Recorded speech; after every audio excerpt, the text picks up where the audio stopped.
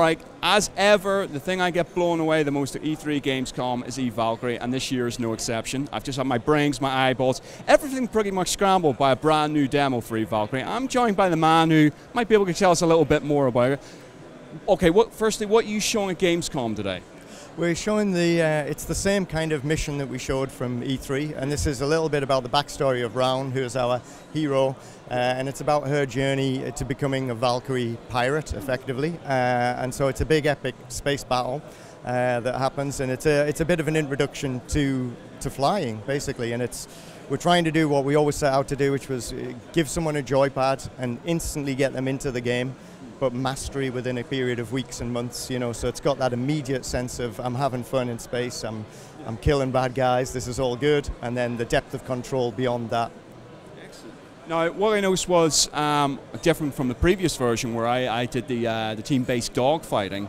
This is sort of lock control, as in you can't move yourself, but you can move left and right, but the actual direction and the flow of that level is pretty much under AI control. So just sort of curious to why you guys have changed that up. Well, that's actually that. I think I'm not sure exactly what you're referring to there. You've got full control, you should have full movement in the ship. Yeah. The actual flow of the level itself, rather than being just like a self-contained environment for PvP, is a little bit more PvE focused because it's telling a bit of a story. So you've got the cruisers kind of on a convoy. Yeah, spoiler alert, it's actually called ambush because, you know, then the enemy fleet turns up and all hell breaks loose and it becomes a space battle. Yeah. So it's a little bit more linear in that we had a bit of a narrative to tell there. And it's also, like I say, it's setting the scene. One of the other levels which we showed off was called Necropolis, and this is like, it's like a graveyard of ships. So you've got all of these star destroyers and titans all in bits, and you're dogfighting through that in PvP. And this today, what you've played is like the prequel to that, to the events of that, you know. And that's why at the end the titan turns up and it just destroys it, and you're like, oh. Yeah, I'm introduced to cloning. Right, okay, now here was me thinking I was just sucking at the game. That was all pre-planned. No, that's all pre-planned. And you'd be surprised as well, the huge Titan appears and there's this massive laser, and people do still miss it. And this is, you know, this is VR. You know, we can't force your head to look at something. So, you know, we call it out as best we can. But yeah, that huge explosion was your mothership getting owned, basically. I actually forgo saving my teammates who were getting shot to see this beautiful collage of things going. I mean, that's a good point to touch upon, though. If it's sort of semi-linear story, or you're telling a story within those levels, but there's particular key beats that you want to point out. Do you have to sort of expand that to make it as explosive as possible? Yeah, you have to exaggerate a lot of things to call them out within the scene, and so, you know, a lot of the challenges which you face from a design perspective in VR, like UI related. How do you do a traditional HUD? How do you call someone's attention to, you know, their fuel tank, their shields, their hull damage, and all of that? It needs to be layered so that it's something you almost discover through playing, you know, rather than kind of sitting somewhere and going, all right, this is all of the controls in your cockpit, understand 20 different things, then go and be a competent pilot. We don't want to do that. We want to launch you out that tube, get you straight into the action, and then, you know, over a period of, you know, matches, I would say days or weeks, but, you know, a few matches in, you start noticing things and you're like, oh, right, yeah, okay, cool, that gives me a heads up, and this is my missile lock, and you probably didn't know you had chaffs as well, which was if someone had a missile lock on you, you've got defenses against that. You've got barrel rolls on the bumpers, but we don't want to overwhelm people, you know, it's about, like I say, there's the pad, have fun, be Tom Cruise in space. Be Tom Cruise in space. Now, there's a line for the box. Actually, I was sort of talking in there just after I played about you guys are maybe thinking about doing like an expert control mode if someone's like got the whole throttle, the whole joystick, the whole build-up. There's some badass rigs in the office. That's all I'll say. You know, the full reveal of what we'll support at launch will be made later in the year, but needless to say, if something comes out that's cool, we'll be looking into it. In fact, we probably already are looking into it, and it'll be on someone's desk. We're talking about that interaction, that immersion. Of course, the 3D is going to kick you into that. But what I loved during the demo was, as you touched on in the end, you essentially your shield shatters. Basically, you freeze in space. But then when I was shooting enemy ships and I was going through their explosion, like a proper Star Wars one, is it little like touches like that? It's the smaller details as well? Yeah. I mean, this is one thing that I absolutely love about. I think we've definitely nailed that Battlestar Galactica space battle that's going on, and all of that visceral dogfighting. And you know, the next challenge is how we get those Star Wars trench run moments in, you know, how we can do some bigger objectives together as a team, or, you know, in PvP. So yeah, we're really proud of that. You sort of touch upon how the structure for PvE works, that story. I mean, yeah, I mean, we have a progression system. We're calling it like pilot reputation. So as you increase in notoriety and your skills increase, you get more notorious as a badass Valkyrie, a space pirate.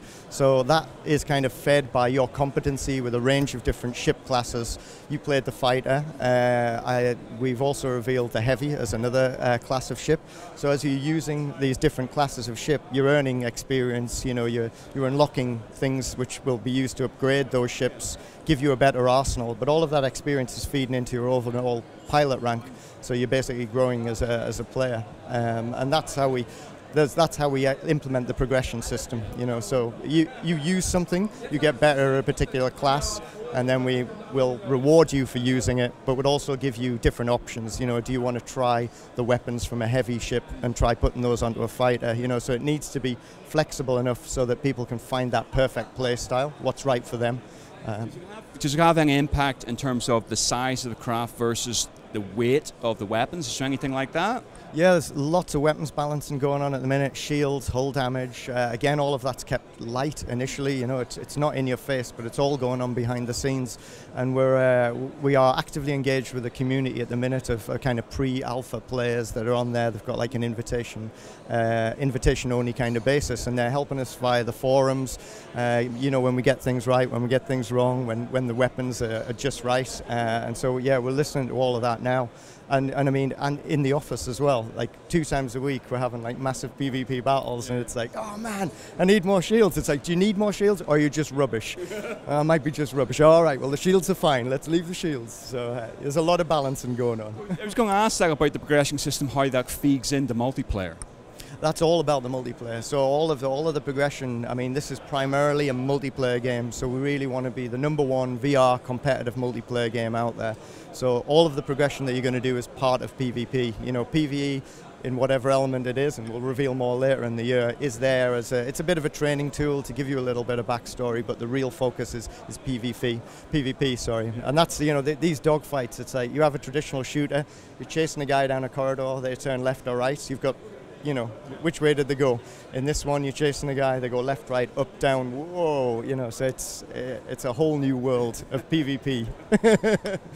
Can you touch upon it all, like modes for multiplayer, sort of flexibility in that? Not at the minute, because, and it's not because I'm trying to be coy about what we've got. We've got some really cool ideas, but we're still testing a lot of that ourselves, you know, so we know that the classic things like team deathmatch work, but it's where we go with the other ones, the other modes. So we are doing a lot of experimentation with some of the more elaborate game modes, and making sure that they're right, and that the feedback's right, and that they've got that feeling, that we never lose that Battlestar Galactica immediate dogfight, visceral action feeling.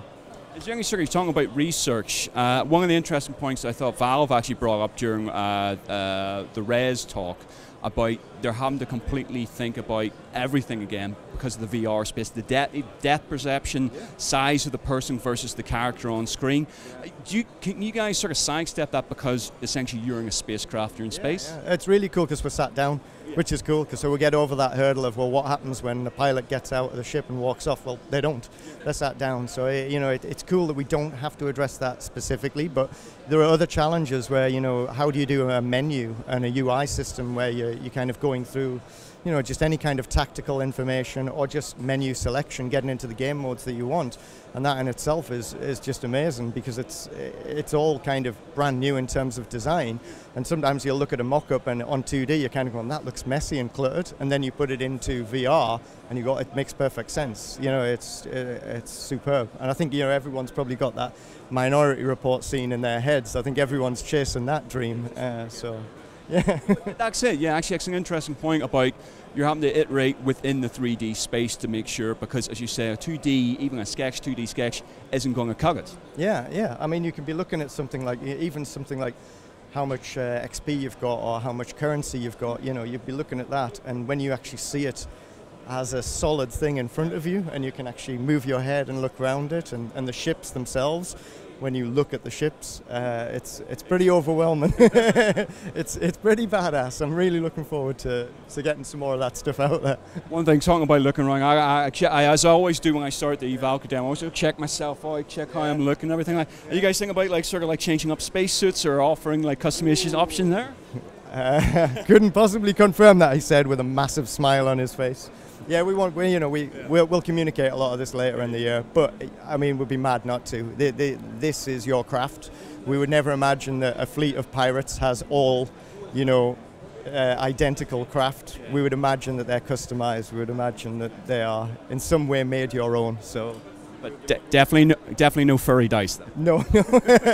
You've been looking at my presentation. I would have questions for you. Furry dice was on that presentation.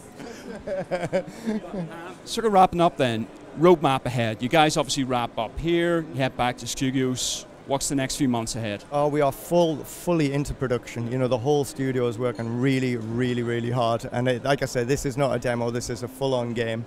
And we're in it. We are in production, and we will be ready when VR's ready for us.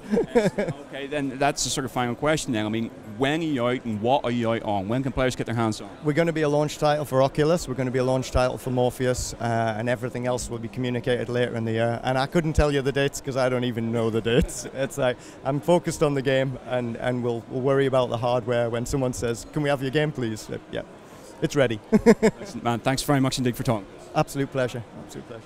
Obviously, Valkyrie, anything you need to know after this, news, previews and more, keep checking with Gamereactor.